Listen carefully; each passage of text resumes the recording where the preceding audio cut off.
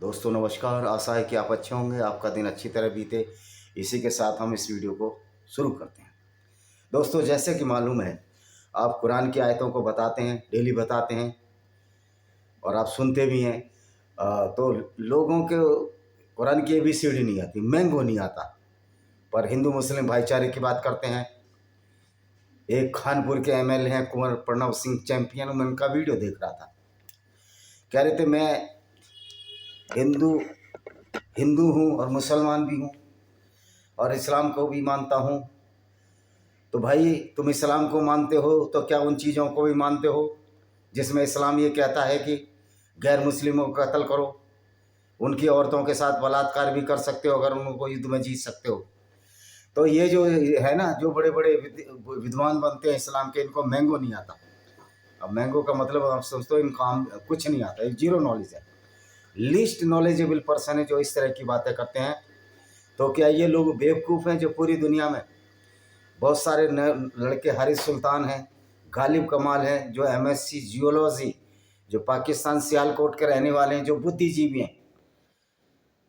कुंवर प्रणव सिंह भी हो सकता है पढ़े लिखे हों, लेकिन अपनी पढ़े लिखेपन का एहसास उनकी जबान में होना चाहिए, उनकी वास्तविकता में होना चाहिए। वो भी अज्ञान था कि भंवर सागर में घूमे कि उनको मैंगो नहीं आता, इस्लाम का और कुरान का मैंगो नहीं आता, क्योंकि इस्लाम में तो भाईचारे की कोई बात ही नहीं है। अब मदन भैया जैसे करेक्टर, जो कि MLA है खतौली का, जो कि गेस्ट्री सीजर बदमाश है, चटा हुआ, वो कहता है हिंदू गुजर मुस्लिम गुजर का तो भाईचारा शुरू से ही है। ओ भाई, ओ भैया, ओ अज्ञानी MLA, इस्लाम तो भाईचारा ही नहीं मानता अगर तू हिंदू है। इस्लाम की नज़र में तो तू वही है, गंदा है, नजस है, पोटी जितना गंदा है। और मैं भी, अगर मैं नॉन मुस्लिम हूँ, तो इनको मैंगो नहीं आता है।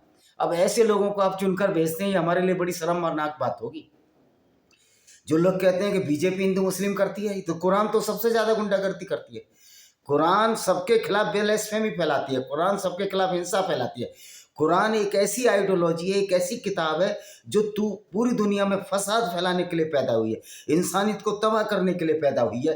क्योंकि कुरान को जो जो पैगंबर कहता था कि ये आयतें हमने उतारी हैं, उन आयतों में ही लिखा है, पैगंबर मोहम्मद के कैरेक्टर में ही लिखा है कि किस तरह उन्होंने बनु कुरैजा की यहूदी औरतों को बाजारों में बेचा, और उस हिसाब से मोहम्मद साहब आयतें लाए जिससे दुनिया का विनाश हो, गैर मुस्लिमों का विनाश हो, और मुसलमान इस्लाम के नाम पर, जिसको कि माली गनीमत कहते हैं, लोगों का लूटते रहें, रॉबरी करते रहें।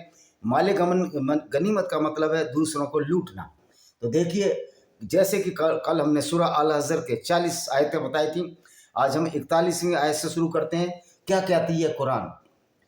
अल्लाह ने वही मुझ तक पहुंचने की सीधी राह है। अल्लाह कौन सी सीधी राह है? कि सिर्फ कुरान को मानो, इस्लाम को मानो, मोहम्मद को मानो। और अल्लाह के पास सीधी राह क्या है कि अगर आप मुस्लिम हो जाते, अगर इस्लाम को मानते हो, तो गैर मुस्लिमों को जहाँ चाहो कत्ल करो, उनको जहन्नुम की आग में धकेलने की कोशिश करो, भले ही जहन्नुम ना हो। तो मोहम्मद ने इनको ऐसे सब्ज बाग दिखाए।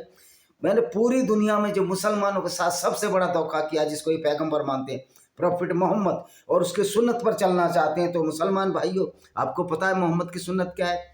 मोहम्मद की सुन्नत है कि मोहम्मद ने बनु कुरैजा में कबीले की यहूदी औरतों को बाजारों में बेच दिया। 700 से 900 लोगों को इसने कत्ल कर दिया, और ये खुद अटैक करने में आ गया जो ये तुम्हारा पैगंबर है। आप ऐसे पैगंबर को मानते हो और ऐसे अल्लाह को क्या बोलते हैं, ऐसे अल्लाह को शुक्र है अल्लाह का बोलते हो। तो ये दूसरों जो शुक्र है अल्लाह का, ये गैर मुस्लिमों को गाली है, क्योंकि तुम्हारा अल्लाह ही लोगों को कत्ल करने की बात करता है। अल्लाह ने कहा ये मुझ तक पहुंचने की सीधी राह है, क्योंकि अल्लाह के पास जाने से मुसलमानों को फायदा है। औरतें लूटने का अधिकार, औरतों को बाजार में बेचने का अधिकार, गैर मुस्लिम कत्ल करने का अधिकार, दूसरों के धर्म स्थलों को तोड़ने का अधिकार, यानी कि सारी की सारी जो क्राइमिनोलॉजी की परिभाषा में जो नॉन वेलेबल अपराध हैं, यानी जिन पर भारत में तो जमानत नहीं मिलेगी भारतीय दंड संहिता के साथ, वो इस्लाम में खुली छूट है। तो भाई हम कह सकते हैं ना, इस्लाम की कुरान जो गुनाहों की किताब है। लोग कहते हैं कि कुरान की बेअदबी की तो 10,000 मुसलमान वहाँ चले गए कुंवर प्रणव सिंह के महल पर। लानत है कुंवर प्रणव सिंह तुमको, तुम अभी भी उस इस्लाम को मानने की कोशिश करते हो, सिर्फ वोटों की खातिर, उन लोगों को जिनकी विचारधारा दुनिया को बर्बाद करने के लिए आई है। और कुरान की क्या बेइज्जती हो सकती है? कुरान तो पूरी दुनिया की बेइज्जती करता है, कुरान तो पूरी दुनिया की निंदा करता है, कुरान एक ब्लेसफेमी करता है दूसरों के खिलाफ। कुरान के खिलाफ कार्रवाई होनी चाहिए। एक 10-20 50,000 लोगों का झुंड कुरान के नाम पर गुंडागर्दी करने लगे और आप झुक जाएं तो लानत है ऐसे लोगों को जो कुरान की इस आपराधिक विचारधारा के सामने झुकने की कोशिश करते हैं, क्योंकि वरना आप नहीं झुकेंगे। अगर झुकेंगे तो एक दिन ये सबको लील जाएगी। वो तो एक अच्छी बात है कि आज लोग सूर्य का प्रकाश हो रहा है, हमारे मुस्लिम भाई भी इस्लाम को छोड़ रहे हैं और दूसरे लोग जो मानवता की राह में हैं वो इस्लाम की इस कुत्सित और तंग संकीर्ण विचारधारा जो कि दुनिया के विनाश के लिए पैदा हुई है, इसके लिए लड़ने के लिए तैयार है, तर्क से और तर्क से। आज तो लाखों लोग कुरान जला रहे हैं। अरब में भी कुरान फेंक दी गई, ईरान में भी कुरान फेंक दी गई।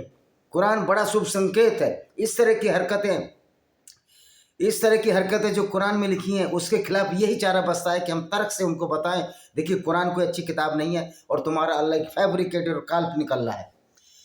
हाँ जी, 42वीं क्या कहती है? वस्तु तेरे भक्तों पर तेरा कोई अधिकार नहीं चलेगा सिवाय उसके कुपथों में जो तेरा अनुसरण कर रहे। अर्थात जो बंदे कुरान हदीस का ज्ञान रखेंगे उन पर शैतान का प्रभाव नहीं होगा। वो भाई शैतान मोहम्मद से बहुत अच्छा है। शैतान ने बाजार में औरतें नहीं बेची जैसे मोहम्मद साहब ने बेची। सीरत रसूलुल्लाह जो इब्न इसाक ने लिखी है उसमें साफ साफ 465 नंबर पेज अध्याय 83 पर इस बात का जिक्र है कि कैसे मोहम्मद बनु कुरैजा यहूदियों की औरतों को लूटने के लिए खैबर के दर्रे में गया और वहाँ उसने उन औरतों को लूटा और उनको बहुत सारे लोगों को बांट दिया और उनके साथ इंटरकोर्स करते रहे दिन भर, और जब उनका मन भर गया तो उन्हीं औरतों को नजद के बाजारों में भेज दिया। ये तुम्हारा अल्लाह, ये तुम्हारा पैगंबर, ये तुम्हारा कुरान और तुम्हारी हदीसों में लिखा हुआ है। और ऐसे मूर्ख राजनेता उसी इस्लाम को सही करने की साबित करते हैं। आज सच्चाई का बिगुल जग उठा है।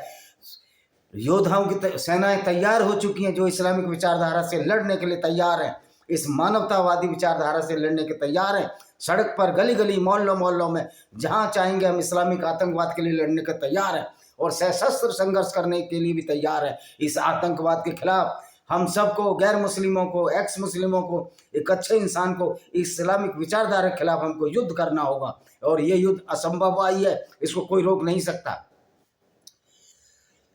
और वास्तव में उन सब के लिए नरक का वचन है। किन के लिए? जो इस्लाम नहीं मानते, यानी कि जो मूर्खता, जो इस्लाम की मूर्खता को नहीं मानते, कुरान की झूठी बातों का अनुसरण नहीं करते, उनके लिए नरक है। देखिए, जब कुरान के अल्लाह को ही पता नहीं है कि ज़मीन कैसी है, चपटी है या गोल है या कुछ है, तो फिर इनके कुरान के अल्लाह का नरक भी झूठा नरक है, क्योंकि कुरान का अल्लाह कहता है धरती चादर की तरह है, जबकि धरती चादर की तरह नहीं। पता नहीं ये कुरान का अल्लाह कौन सी धरती के बारे में बात करता है, कौन से नरक के बारे में बात करता है जिसको ये जहन्नुम कहते हैं, हमारी तो समझ से बाहर है।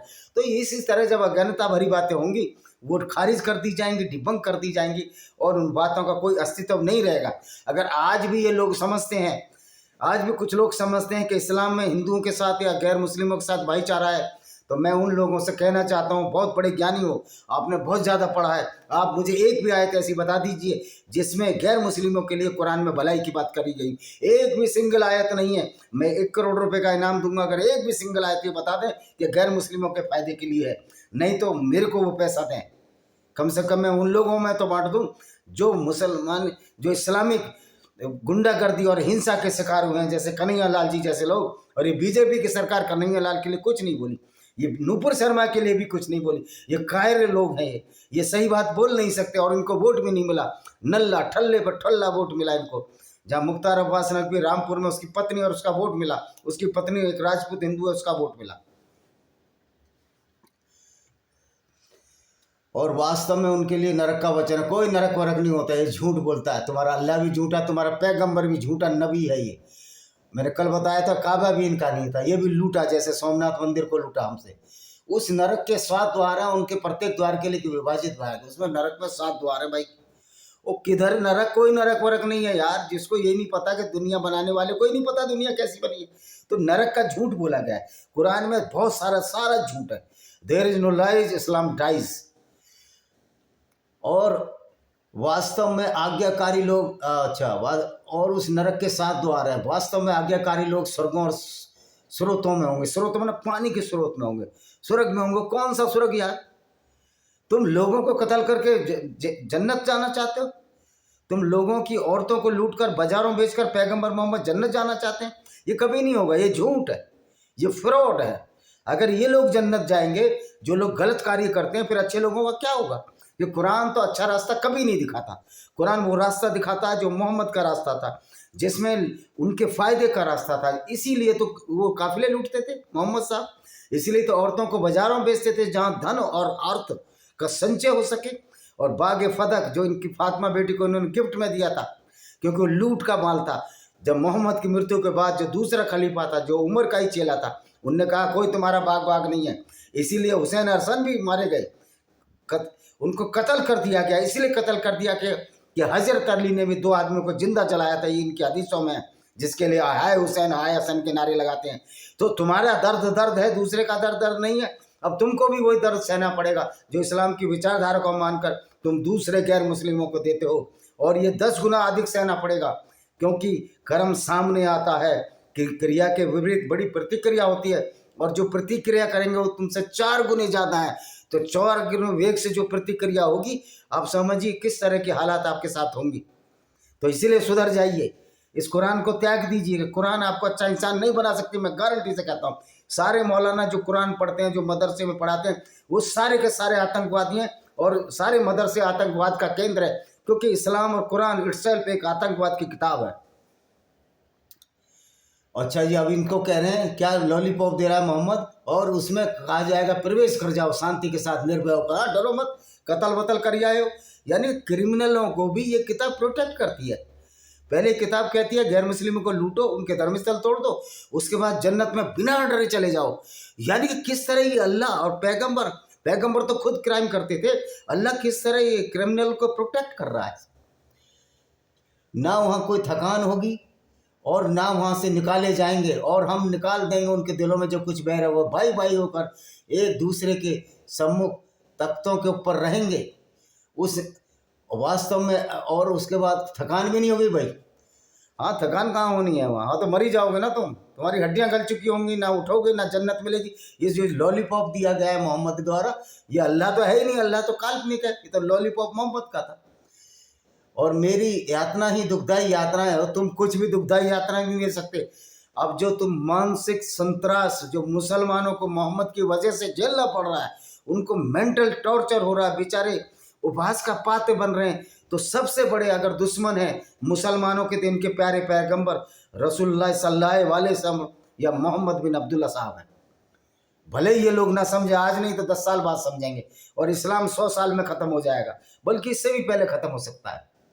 जो कहते हैं इस्लाम ख़त्म नहीं होगा, तो गंदे जो मार्ग पर रहेंगे वो इस्लाम में रहेंगे, उसमें क्या बात है। उनकी संख्या कम से कम हो, हम यही चाहते हैं, ऐसे लोगों की संख्या कम से कम हो जो कुरान को पढ़कर क्राइम कर रहे हैं और अपने को सच्चा मुसलमान समझते हैं। आप उन्हें इब्राहिम के अतिथियों के बारे में सूचना करते हैं जब वो इब्राहिम के पास है। अब इब्राहिम कौन है भाई? इब्राहिम इसमें ये है, इब्राहिम इनका पैगंबर, जो कि मोहम्मद ने अब्राहम जो कि यहूदियों का पैगंबर था, कल हमने बताया था, उससे छीन के मोहम्मद ने पैगंबर भी चुरा लिए। इन्होंने डेविड का दाऊद बना दिया, अब्राहम का इब्राहिम बना दिया, जोसेफ का यूसुफ बना दिया। इस तरह इन्होंने सारे पैगंबरों को बदल दिया। मोहम्मद को शौक था नबी बनने का, और यहूदियों की धर्म पुस्तक से बहुत सारी आयतें भी चुरा ली। आप कुरान पढ़ो, यहूदियों की धर्म पुस्तक पढ़ो, आपको समझ में आ जाएगा कि मोहम्मद ने किस तरह चोरी की और लोगों को बेवकूफ़ बनाया। आप उन्हें इब्राहिम के अतिथियों के बारे में सूचित कर दें, मेरी यातना अत्यंत दुखदाई है। कोई यात्रा वातना नहीं दे सकते। यातना जब ही है ना, जब आप इस्लाम पर चलकर लोगों को परेशान करोगे और लोग डर जाएंगे, आपकी गीदड़ भक्तियों में आ जाएंगे, सर तन से जुदा के नारों से डर जाएंगे, तभी यातना है। वरना शान से खड़े हो जाओ इंसानियत के साथ, ताकत के साथ। तो इस्लामिक जो विचारधारा है, जो इसकी गंदगी है, उस गंदगी का मुकाबला आसानी से किया जा सकता है। और जब इब्राहिम के पास आए तो सलाम किया, उन्होंने कहा वास्तव में हम तुमसे डर रहे हैं। अब जब इब्राहिम ये धमकी दी मोहम्मद ने, इब्राहिम जो इब्राहिम था यहूदियों का, जब उसके पास आए डर रहे। कहाँ इब्राहिम के पास कौन गया? इब्राहिम नाम का कोई करेक्टर ही नहीं है, वो तो माइथोलॉजिकल है, पौराणिक है, उसका कोई अस्तित्व नहीं है। राम का तो अस्तित्व मिल गया ना। तो इब्राहिम एक नकली करेक्टर है, जो कि पहले ग्रीक कथाओं में चलता था। मेरे ख्याल पहले ये ग्रीक में था, उसके बाद रोमन में आया। और रोमन से सारी जो फेरी टेल स्टोरी हैं कुरान में आ गई। ये चंदा मामा वाली कहानियाँ हैं। इस पर भी मुसलमान सच मानते हैं तो निश्चित तौर पर उनको सोचना पड़ेगा, गहन अध्ययन करना पड़ेगा कि वास्तव में हम एक झूठी आइडियोलॉजी की तरफ विचारधारा को मानते हुए इस तरह का दुनिया में फसाद क्यों पैदा कर रहे हैं, जिसको इस्लामिक टेररिज्म कहा जाता है। और इसकी इस्लामिक टेररिज्म की जो अम्मा है, जो अल्मा मैटर है, वो मदरसे है। और जो इनकी किताब है कुरान, वो उस मदरसों में पढ़ाई जाने वाली किताब है जो क्राइम के लिए उकसाती है। आइए कोर्ट में आइए, हम साबित कर देंगे। उन्होंने कहा वह डरो नहीं, हम तुम्हें ज्ञानी बालक की शुभ सूचना दे रहे हैं। ज्ञानी बालक कौन है? मोहम्मद वो ज्ञानी था जिसको यही नहीं पता था धरती गोल है या चपटी है। आगे देखते हैं क्या करे। उसने कहा क्या तुम मुझे इस बुढ़ापे में शुभ सूचना दी? अच्छा, इब्राहिम को बाद में बेटा हुआ था। तुम मुझे शुभ सूचना कैसे दे रहे हो? उन्होंने कहा हम तुम्हें सत्य शुभ सूचना दे रहे हैं, तुम निराश ना हो। इब्राहिम ने कहा अपने पालनहार की दया से निराश केवल कुफत लोग ही हुआ करते हैं। तो इस्लाम में जो इस्लाम मानता है उससे बड़ा कुफत वाला तो है ही नहीं, कुफतगामी तो है ही नहीं, कि जो इंसानियत के खिलाफ एक इस तरह का हैवान में परिवर्तित हो जाता है। मदरसे में जो है, मदरसे में ये समझो राक्षसी प्रवृत्ति के लोग निकलते हैं। मदरसे आतंकवाद का केंद्र ये सर्वे हो चुका है, क्योंकि कुरान को पढ़ने से आपको विदित हो जाएगा कि मदरसे में तो वही कुरान पढ़ाई जाती है। तो मदरसे ही इस्लामिक टेररिज्म का केंद्र है और Quran itself a book of the terrorism. और कोई इस्लाम में ये रेडिकल हार्डकोर और सॉफ्टकोर कुछ नहीं होता है। इस्लाम हमेशा रेडिकल होता है और हमेशा ये टेररिस्ट एक्टिविटी के लिए उत्प्रेरित करता है। कैटलिस्ट का काम करती है कुरान की किताब। और ये मदरसे में वही कुरान पढ़ाई जाती है। देवबंद का मदरसा हो, आला हजरत, जो भी इनके मदरसे हैं, ये मदरसे ही आतंकवाद का केंद्र हैं, ये आतंकवाद के किले हैं। असुद्दीन ओवैसी कहता है कि हमारे इस्लाम के किले हैं, तो इस्लाम के किले, तो इस्लाम तो खुद ही आतंकवाद है। तो सारे मदरसे दुनिया भर के आतंकवाद के किले हैं, चाहे वो सऊदी अरब का मदरसा हो। अगर सलमान बिन भी अगर मुसलमान है, मोहम्मद बिन सलमान इस्लाम को फॉलो करते हैं, तो वो भी 100% आतंकवादी हैं। अगर वैसे ही काम करें लूटने पाटने के जैसे मोहम्मद ने किए, तो मैं समझता हूँ मोहम्मद बिन सलमान मोहम्मद से बहुत अच्छे हैं।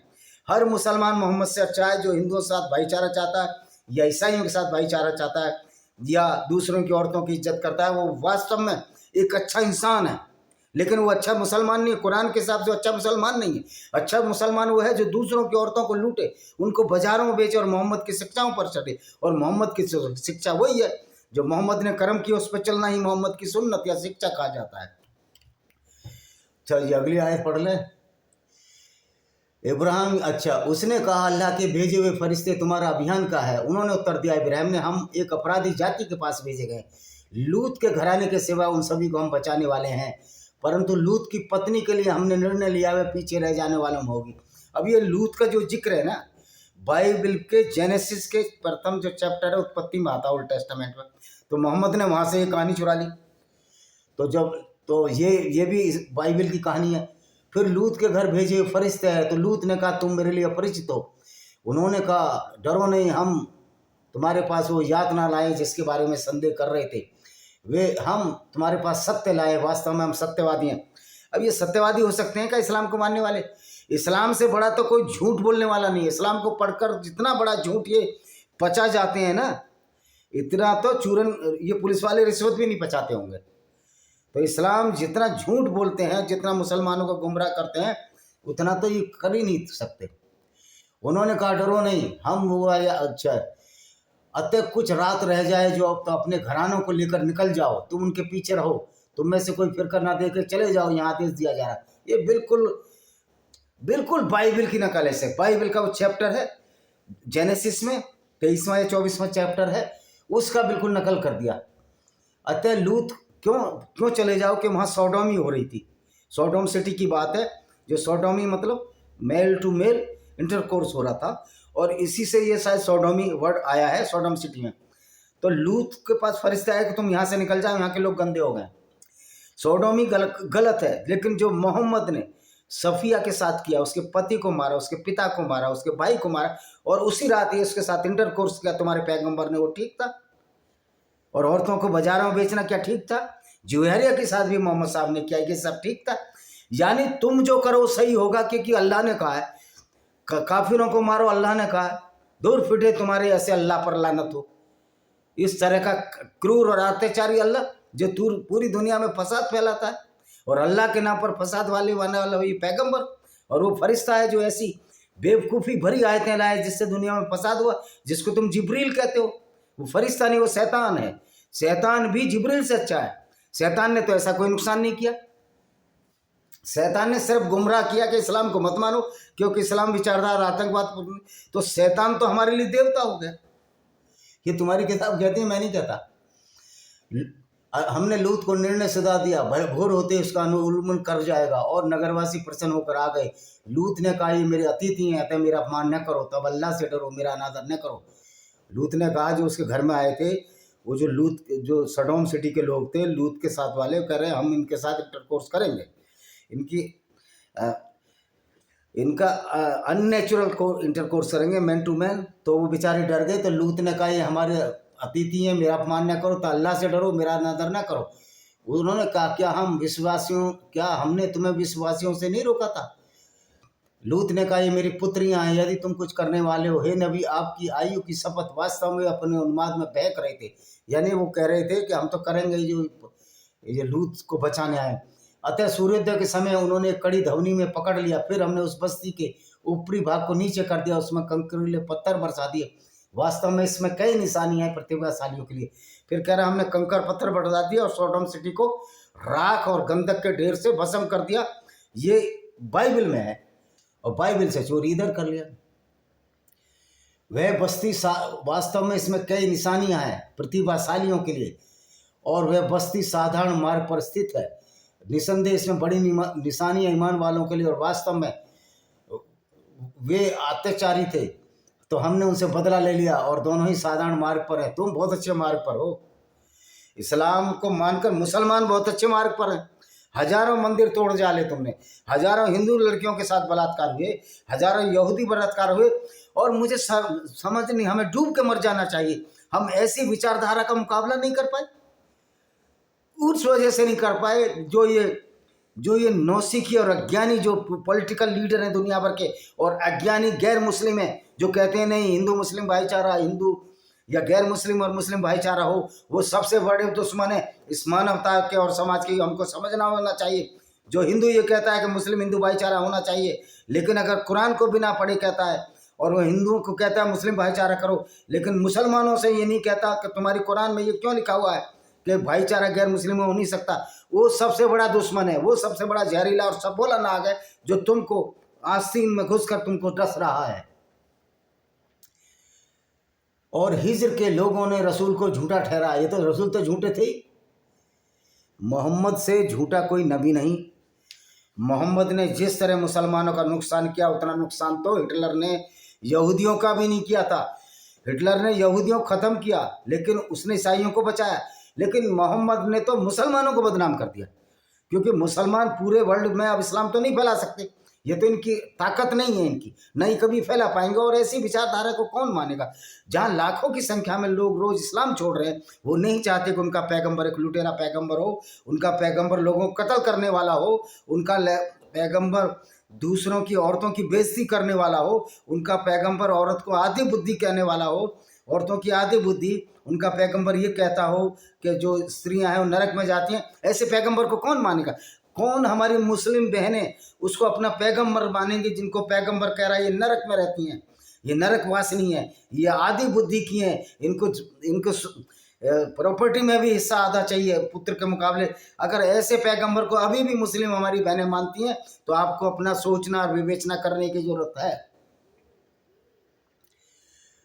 और हमने उन्हें अपनी आयतें दी तो उनसे विमुख रहे। वे शिलाकारी अपने पर्वतों से घर बनाते और निर्भय रहते थे। अनंत उन्हें कड़ी ध्वनि ने भोर के समय पकड़ लिया और उनकी कमाई कुछ न आई। और हमने आकाशों और धरती को जो कुछ उन दोनों के बीच सत्य के आधार पर उत्पन्न किया और निश्चय प्रलय आनी है। अतः हे नबी आप उन्हें भली तौर पर क्षमा कर दें। और वो नबी होता कौन है क्षमा करने वाला? हम नबी को क्षमा करेंगे कि नबी ने इतने पाप किए हैं कि गैर मुस्लिमों से नबी तो अब रहे नहीं। नबी को मानने वालों को क्षमा मांगनी चाहिए, हिंदू और ईसाई और यहूदियों से। हम उससे क्षमा मांगे, उस ऐसे व्यक्ति से जो पूरी जिंदगी लूट करता रहा। मरना पसंद करेंगे, पर ऐसे गलत आदमी से हम क्षमा नहीं मांगेंगे। वास्तव में आपका पालनहार ही सर्वश्रेष्ठ है। पालनहार तो मूर्ख है आपका, वो अल्लाह जानता ही नहीं कि धरती गोल है या चपटी है। अल्लाह कहता है धरती चादर की तरह है। तथा हे नबी, हमने आपको ऐसी 7 आयतें बार बार दोहराई और महाकुरान दिया है। हाँ, महाकुरान है। लूट का मामला अबू हुरैरा रज़ियल्लाहु अन्हु ने कहा, रसूलुल्लाह सल्लल्लाहु अलैहि वसल्लम का कथन है कि उम्मुल कुरान सूरा फातिहा की वे 7 आयतें जो दोहराई जाती है, जो नमाज में पढ़ते हैं, तथा महाकुरान है। सही बुखारी 4704 में एक दूसरी हदीस में है कि नबी सल्लल्लाहु अलैहि वसल्लम ने फरमाया, अल्हम्दुलिल्लाहि रब्बिल आलमीन। वे 7 आयतें बार बार दोहराई जाती हैं कुरान, और कहते हैं अल्लाह रहमान है, गफूर है। अल्लाह से बड़ा तो क्रूर और अत्याचारी कोई हुआ ही नहीं। और आप उसकी ओर ना देखें जो संसारिक लाभ का संसाधन हमने उनसे विभिन्न प्रकार के लोगों को दे रखा है, न उन पर शोक करें और ईमान कर आप मत देखें जो संसारिक साधन है। हाँ, मोहम्मद साहब जरूर लूट करते रहे, 20% हिस्सा खुद रखते रहे। मोहम्मद साहब से तो कोई लालची था ही नहीं जो संसारिक वस्तुओं में उलझे रहे।